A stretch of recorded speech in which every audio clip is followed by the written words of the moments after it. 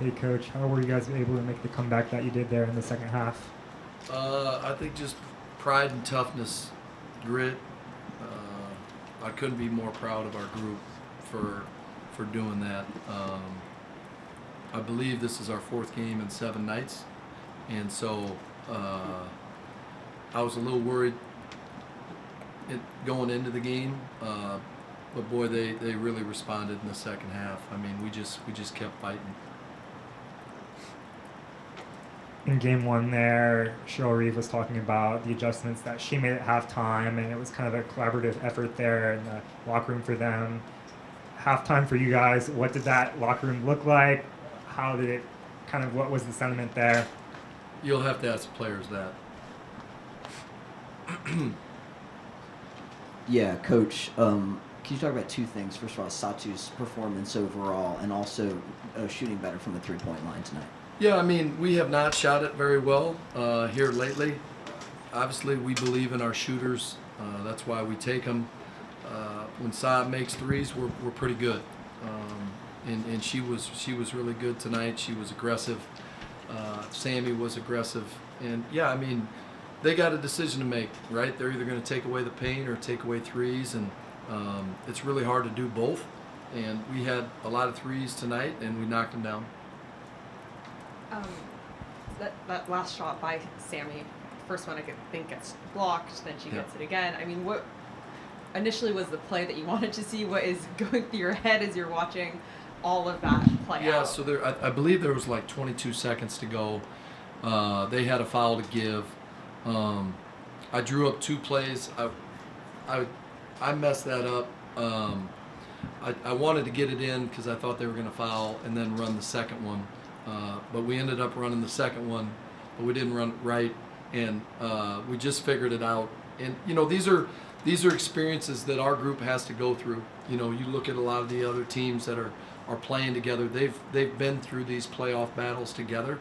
That one was completely on me. Sammy saved my ass.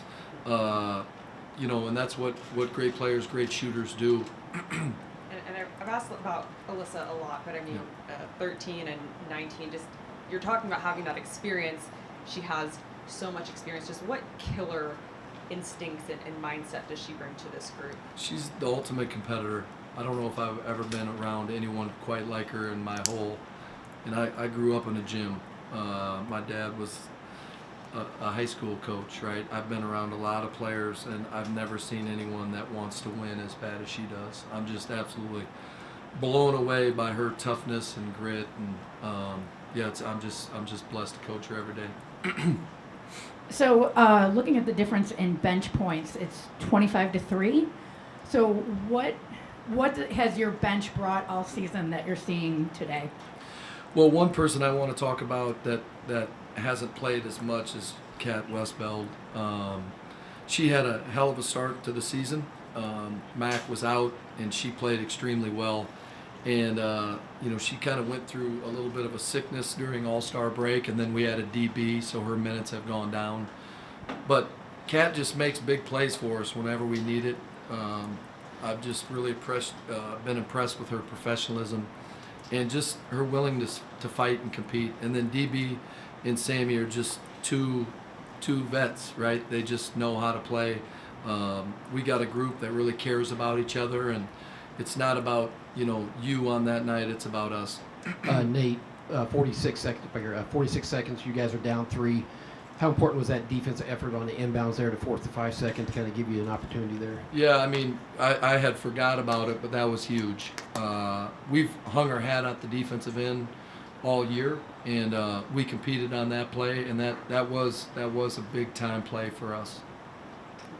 Hi, going back to Kat Westbeld, how much of an impact did she have in that third quarter, just going for the steals and converting them? Yeah, it was huge.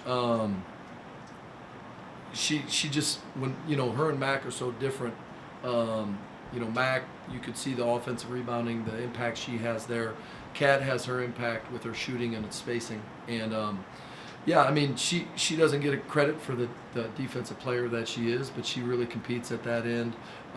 She's strong. She uses her hands very well, and she made some big plays for us. Great win tonight, Coach. Thank you. What does tonight's win say about this group? I just think it says that we're very resilient. We're a tough group. It would have been very easy for us to give in tonight. I mean, a lot of teams would have. I'm just extremely proud of how we stepped up and battled. And yeah, I mean, I'm fired up. Phoenix is going to be rocking on Friday and Sunday. You know, give them you know, a little bit of life. It wouldn't have been as fun going back down 0-2. But you know, this series, it's a 5-game series. This is a battle-tested team. We haven't done anything yet. We needed to get one here for sure. And this, you know, we did our job tonight. Congrats on the win, Coach. Thank you. It seemed like after halftime, just the ball pressure, especially on court and tee, ramped up. Was that kind of a concerted effort, or was that just players wanting to play a little bit harder? I think we just played harder, to be honest. I mean, that's how we guarded in the first round. You know, we've talked about it. I think we are gassed. I mean, we're fatigued. We look like it mentally, physically, but we battled through it.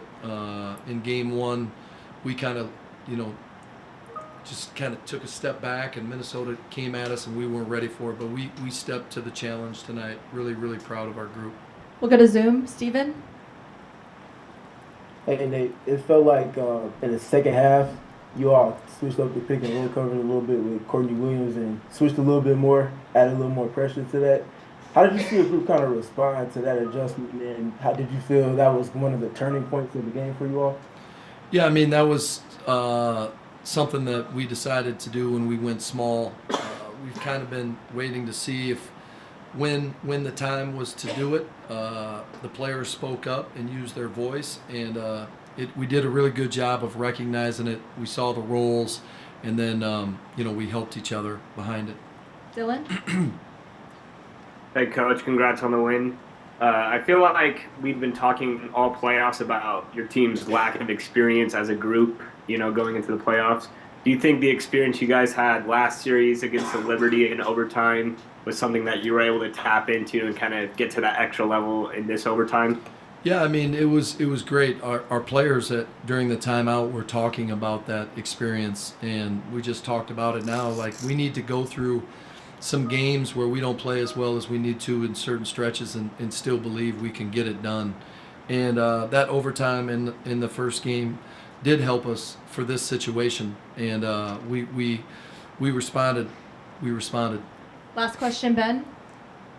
Yeah, can you just clarify, Nate, what exactly did you guys mess up that led to the Sammy Whitcomb three, and how did they cover your butt? I'm not going to share that, but because we're going to have some end-of-game stuff. Yeah, I think it just, again, us going through this for the first time together, I was anticipating them to foul. They did not, and we had to figure it out on our own, and that's what great players do. Thanks, Nate. Thank you.